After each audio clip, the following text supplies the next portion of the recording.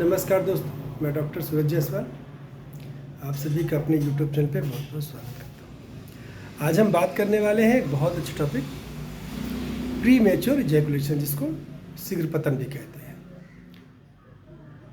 आज ये एक बहुत ही कॉमन समस्या है। जितने भी युवा हैं, जितने भी सेक्सुअल एज के पर्सन हैं, उसमें 60% लोग इरेक्टाइल डिसफंक्शन और शीघ्र पतन से पीड़ित हैं।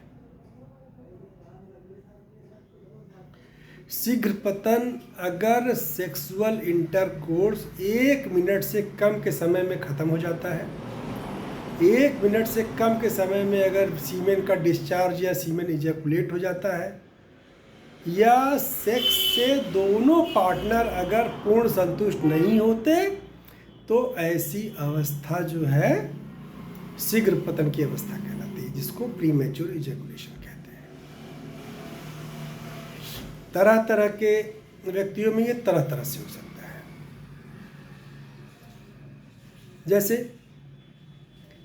पहला तो फोर प्ले करते करते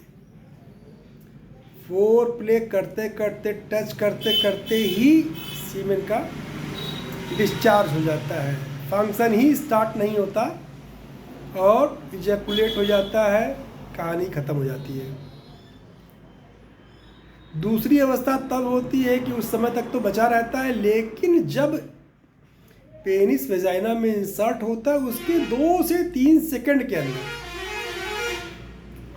2 से 3 सेकंड के अंदर ही सीमेन का डिस्चार्ज हो जाता है और समझ में नहीं आता कि बिना प्रोसीजर स्टार्ट हुए सीमेन का डिस्चार्ज हो जाता है।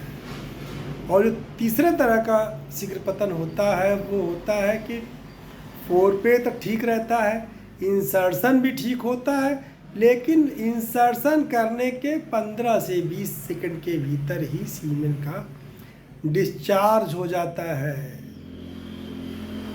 ये फंक्शन 1 मिनट से कम में समाप्त हो जाता है। ये तीनों अवस्था शीघ्र पतन की अवस्था कहलाती है। ये बहुत एक एम्ब्रेसिंग मोमेंट होता है कि पूरी तैयारी करके आप जाते हैं और गए और आउट। अब बात कर लेंगे कि नॉर्मल समय कितना होता है सेक्स का।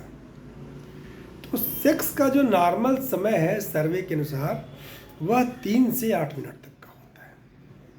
3 मिनट भी ठीक है, 5 मिनट भी ठीक है, 8 मिनट भी ठीक है, और किसी किसी का 10 मिनट तक भी ठीक रहता है।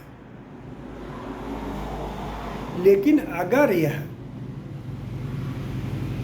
डिस्चार्ज 1 मिनट या 1 मिनट से कम हो जाता है, तो ये अवस्था जो है शीघ्र पतन की अवस्था कहलाती है।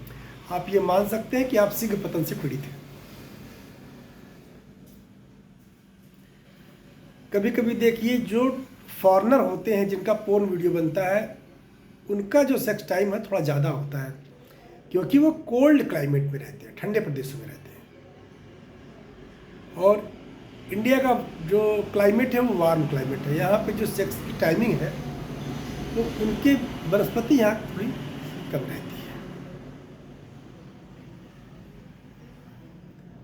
अब इसके नुकसान क्या क्या है? पहला तो नुकसान ये है कि आपके पार्टनर से संबंध जो है वो बहुत टफ हो जाता है। वो बार बार आपको मौका दे रहे हैं और बार बार आप फेल हो जा रहे हैं। तो फिर एक क्रेविंग होती है, एक चाह होती है, वो नहीं रहती, फिर वो आपको अवॉइड करने लग जाती है। बिल्कुल चांस नहीं मिलता आपको। दूसरी जो इसके ड्रॉबैक है वो है शर्मिंदगी उठानी पड़ती है। आपका जो सेल्फ कॉन्फिडेंस है वो बहुत लो हो जाता है, खुद को बहुत छोटा महसूस करने लगते हैं। और जो तीसरा जो इसका ड्रॉबैक है कि अगर प्री मैच्योर एजुकुलेशन आपका बार बार हो रहा है, तो आप जो है सेक्स को अवॉइड करने लगते हैं। जब आप सेक्स को अवॉइड करेंगे, दूरी बनाएंगे, तो आपकी सेक्स करने की प्रैक्टिस जो है वो छूट जाएगी, और यह फिर जो प्री मैच्योर एजेकुलेशन है ये आपका परमानेंट हो जाएगा, फिर वापस इसके नॉर्मल होने में बहुत दिक्कत आएगी। इसलिए प्री मैच्योर एजेकुलेशन होने के बावजूद हर बार एक नई ऊर्जा, एक नई समझ के साथ सेक्स करते रहें। अब हम बात कर लेंगे कि इसके क्या क्या कारण हैं। इसका जो कारण है, जो जिस पे मैं बहुत ज़्यादा ध्यान दिलाना चाहता हूँ, कि जो फोरप्ले है, जो लोग फोरप्ले करते हैं, फोरप्ले को बहुत तहरीर देते हैं कि फोरप्ले बहुत ज़रूरी है, बिना फोरप्ले सेक्स नहीं हो सकता। तो फोरप्ले का भी एक नियम है, रॉन्ग फोरप्ले नहीं होना चाहिए और ओवरफ्लो फोरप्ले नहीं होना चाहिए। बहुत गलत तरीके से भी फोरप्ले ना हो और बहुत ज़्यादा फोरप्ले ना हो जाए कि इसके बाद कुछ बचे ही ना। दूसरा है कि सेंसिटिविटी ऑफ पेनिस हो जाती है किसी किसी को मास्टरबेशन करने में। अर्ली मास्टरबेटेड जो पर्सन होते हैं उनमें बहुत ज़्यादा सेंसिटिविटी होती है पेनिस की। एक तो पेनिस की सेंसिटिविटी बहुत होती है, दूसरी सेंसिटिविटी जो होती है उनके माइंड में होती है। बहुत ज़्यादा क्रेविंग होती है सेक्स की उनको।